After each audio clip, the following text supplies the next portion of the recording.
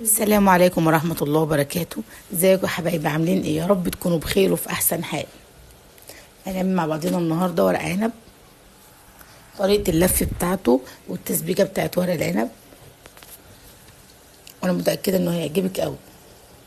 سخن الحلة معانا، نحط زيت ومعلقة سمنة او معلقة دهنة، نكون مجهزين بصلتين متقطعين مكعبات صغيرة، ماشي، ننزل بيها تتشوح، نديها تشويحة بسيطة كده اللي هو تاخد لون ذهبي. على فكرة هتعمليه يعني بصي في منتهى الجمال وفي منتهى السهولة، مش صعب خالص. بصي اي حاجة انت حباها وحابة وانت بتعمليها هي بالنسبة لك هتكون سهلة، مش هتاخدي فيها وقت لان انت تعمليها بحب، فهتبقى كويسة معاكي وسريعة ومش هتحسي بحاجة. طبعا هنا احنا بنشوح البصل خلاص، هو خد التشويحة بتاعته. معلقة كزبرة كده وانت بتشوحيه، تنزلي بالطماطم، شفشق طماطم بالظبط كده. خلاص احنا شوحناه اهوت، مش عايزين اكتر من كده. ما تدوسيش عليه، ننزل بالطماطم بتاعتنا. معلقه صلصه انا حطاها مع الطماطم، معلقه صلصه واحده صغيره اللي هي بتاع الاكل، مع شفشق طماطم تقريبا كيلو ربع طماطم، لان ورق العنب ما بياخدش طماطم كتير زي المحشي الكرنب او البدنجان والفلفل، بيبقى مختلف. ودي معلقه هريسه شطه، وطبعا نحط معلقه بابريكا ومعلقه كمون وفلفل اسمر وكزبره، بس هنحطهم بعد ما نخلص على طول التسبيكه. اول ما نقفل عليها نروح حاطينهم عشان احنا عايزين الريحه بتاع التوابل والخضره. وطبعا ربطتين خضره، شبت وبقدونس، كزبره، وقطعيهم كويس. وبعد ما تقفلي على الطماطم هنروح مقلبينهم ونحط رز عليهم، نكون مصفيين. طبعا احنا مجهزين الصينيه بتاعتنا او الحله بتاعتنا اللي احنا هنرص فيها الورق العنب. هنقطع فيها حبايه طماطم، حبايه بصل كبيره، قرن فلفل بارد او حامي على زي ما تحبي بقى. دي حاجه ترجع لك انت. واسفه طبعا عشان خاطر ان انا بسجل لكم وانا عندي برد، اسفه جدا. دي طريقه اللف، بنلف على الظهر الحرقش مش على الناعم، وبنلف بالطريقه دي. هي سهله جدا وما هتاخدش معاكي وقت ولا مجهود، والله يعني وانتي واقفه هتعمليها، مش هتقعدي ولا بتاع ولا تروحي ولا تيجي ولا توسخي اماكن في المطبخ مكانك. هتروحي عاملاها وفي منتهى السهوله هتلفيها. واهم حاجه وانتي بترصي ورق العنب تكوني مجهزه معاكي الشوربه، تكون بتغلي. الورقه الناعمه اهي، احنا هنحطها على الظهر مش عليها. بس بنعملها ازاي؟ طبعا كلنا شاطرين وبنعرف نلف ورق العنب وهو سهل جدا وكلنا بنحبه طبعا. هو اي نعم هو بياخد منك وقت، بس لما تكوني هتعملي كميه كبيره، لكن لو هتعملي نص كيلو مش هياخد منك وقت ولا اي حاجه. طريقه اللف بتاعتنا سهله جدا ومش هتغلبك، وبالعكس انت هتحبيها وهتحبي تعمليه. وهو سهل جدا، واحنا عملنا نص كيلو، ما خدش مننا وقت ولا مجهود.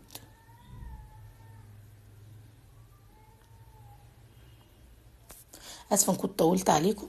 هنحط ورق عنب عشان نسويه، تكون الشوربه بتغلي. انا عامله شوربه طبعا، حاطه فيها مكعب مرق الدجاج. طبعا ورق العنب غير محشي الكرنب غير الفلفل والبدنجان في تسقية الشوربه. احنا مش بنغطيه، احنا بنخلي الشوربه نازله سنه بسيطه كده، يعني ربع صباع تحت المحشي. الشوربه بتكون قربت تغطي المحشي بس ما بتغطيش، بتبقى ربع عقله الصباع، بتكوني سايباه قبل ما ترفعي لفوق. الشوربه دي شوربه عاديه، بس في واخده معلقتين تسبيكه من بتاعه المحشي، ركناهم على جنب، حطيت فيهم وحطيتها في الشوربه معلقه واحده. وده المحشي بتاعنا بعد ما استوى، وبألف هنا وشفا لما تجربيه. ويا ريت تقولي لي رايك. ودي فراخ في الفرن طبعا كنت عاملاها، وهبقى انزل لكم الطريقه بتاع الفراخ لو عجبتكم. بألف هنا وشفا حبايبي.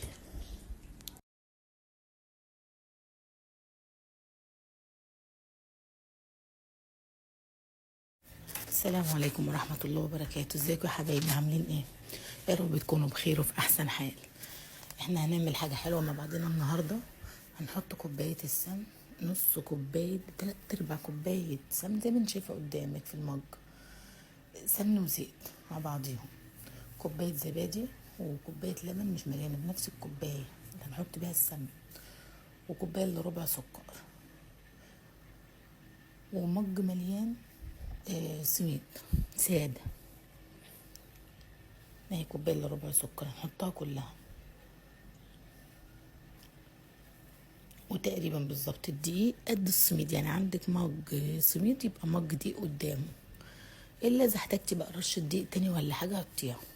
لو عندك جوز هند هتحطي ربع كوبايه، انا ما حطيتش، ما كانش عندي، بس كانت روعه والله.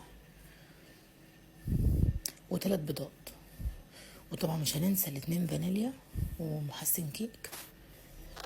بس بصراحه كانت رهيبه، يعني بصراحه اول مره اعملها، بس كانت خطيره ممتازه، طعمها تحفه. للناس اللي بتحب الكيكه والبسبوسه احنا جمعناهم مع بعض، هتعجبكم قوي، جربوها وهتعجبكم جدا. حاجه كده خفيفه وحلوه ولذيذه وفعلا فعلا طعمها حلو قوي، وهتعجبكم قوي.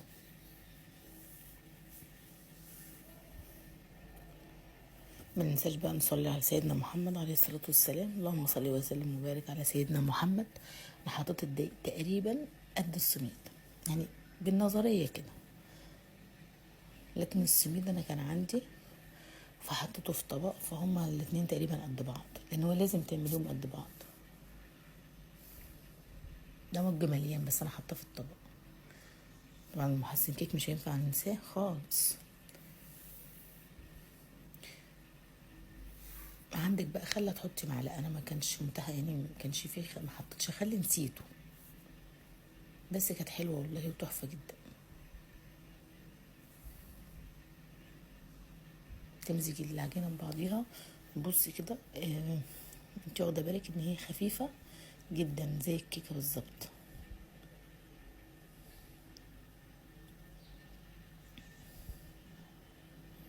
طبعا دهنا الصينيه بتاعتنا سمنه او زيت، وعطيناها رشه دقيق، والفرن معانا مسبق التسخين على 180. وطبعا هنوطي اول ما ندخل الصينيه على طول، مش هنخليها على العالي، هنوطيها وندخل الصينيه، هنحطها على الرف مش على البلاط عشان متحرقش منك. اول ما تلاقي الحروف بتاعتها احمرت هتبصي عليها بعديها كده ب10 دقايق، هتلاقي الحروف احمرت، هتفتحي لها الشعلة وتوطي وانتي واقفة، ما تسيبيهاش عشان ما تتحرقش منك، ما بتاخدش نص دقيقة.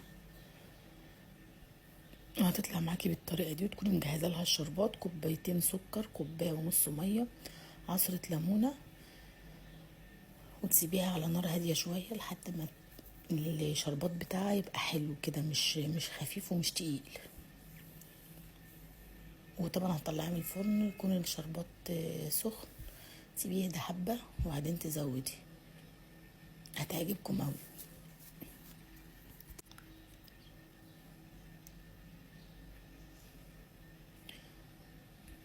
حاجة كده جميلة خفيفة، لعشاق الكيكة والبسبوسة هيدمنوها، هتبقى إدمان عندكم. وبألف هنا وشفا يا رب على قلبكم. قومي جربيها، انتي لسه ما جربتيش، يلا قومي جربيها حبيبة قلبي، متحرمش منكم. منساش التعليق الحلو لاختك، والاشتراك ومشاركة الفيديو، وربنا يحسن ما بين ايديكم.